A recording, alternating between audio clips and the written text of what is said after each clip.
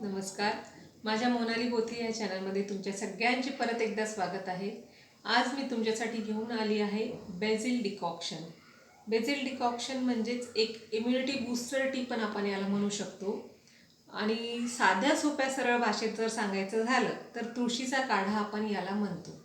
कुठल्याही एखादी हर्ब्स किंवा वनस्पती वापरून जेव्हा आपण एखादा काढा बनवतो तर त्याला डिकॉक्शन असे म्हणतात. आज आपण आणि ते डिकॉक्शन बनवताना त्याच्यामध्ये किती वापरायचं सामग्री, ती किती वेळ उकळू द्यायचं यालाही महत्त्व असतं. त्या पद्धतीने जर आपण ते केलं तर ते परिणामकारक ठरतं. त्याच्यामुळे आपण आज हे कुठल्या पद्धतीने बनवायचा, किती वेळ शिजवायचा हे सगळं बघणार आहोत. बेझिल डिकॉक्शनसाठी आपल्याला लागणार आहे जवळपास साधारण 40 ते 50 तुळशीची पानं. ग्रॅमप्रमाणे पकडलं तर हे 25 ग्रॅम तुळशीची पानं असेल. त्याच्यानंतर 1 चमचा किसलेलं आलं, 5 ग्रॅम गूळ आणि 2 ते 2.5 ग्रॅम ठेचलेली मिरी मी घेतली आहे. त्याचबरोबर आपल्याला 150 ml पाणी लागणार आहे. सर्वप्रथम आपण पाणी याच्यात घालू. जवळपास 150 ml पाणी मी घालते. त्याच्यामध्ये आपल्याला काळी मिरी, गूळ, किसलेलं आलं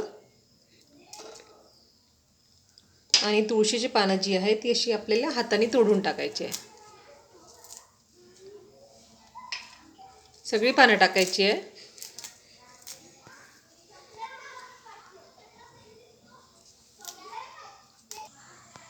आता हा चहा आपण उकळत ठेवलेला आहे.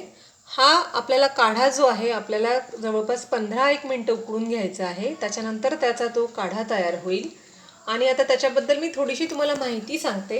हा काढा जर तुम्ही घेतलात तर तुमच्या पोटाचे आतडे मजबूत होतात आणि या चहानी काढ्याने भरपूर घाम येतो. तुमचा घसा जर खवखवत असेल, हा काढा तुम्ही घेतलात तर घसा खवखवणंही थांबते. ब्रोंकियल ट्यूबमधून कॅट्रल पदार्थ आणि कफ बाहेर काढून टाकण्यास हा काढा प्रोत्साहन देतो.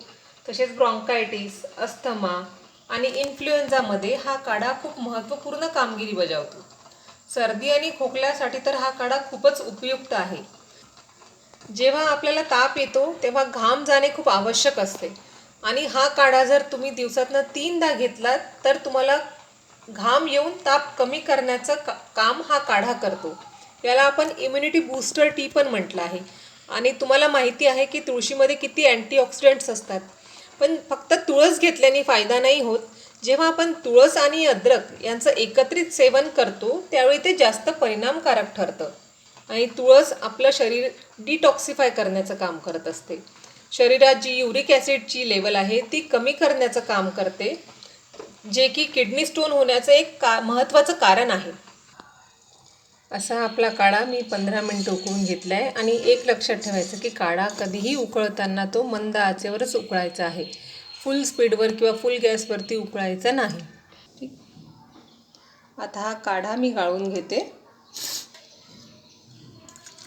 आणि नेहमी सांगितल्याप्रमाणे काढा किंवा कुठलाही गरम पदार्थ, चहा हा स्टीलच्या चाळणीनेच गाळा.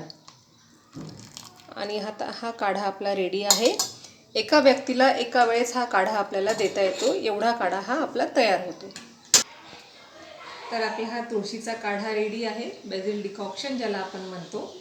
हा घ्या आणि तुम्ही मला सांगा, ज्याला कोणालाही सर्दी किंवा खोकला झालेला असेल त्याला द्या आणि त्याचा परिणाम बघा किती छान होतो. त्याचा ताप नक्कीच उतरेल आणि तुम्हालाही याचा फायदा कळेल. नंतर भेटूया आपण आपल्या नेक्स्ट व्हिडिओमध्ये. तोपर्यंत बाय.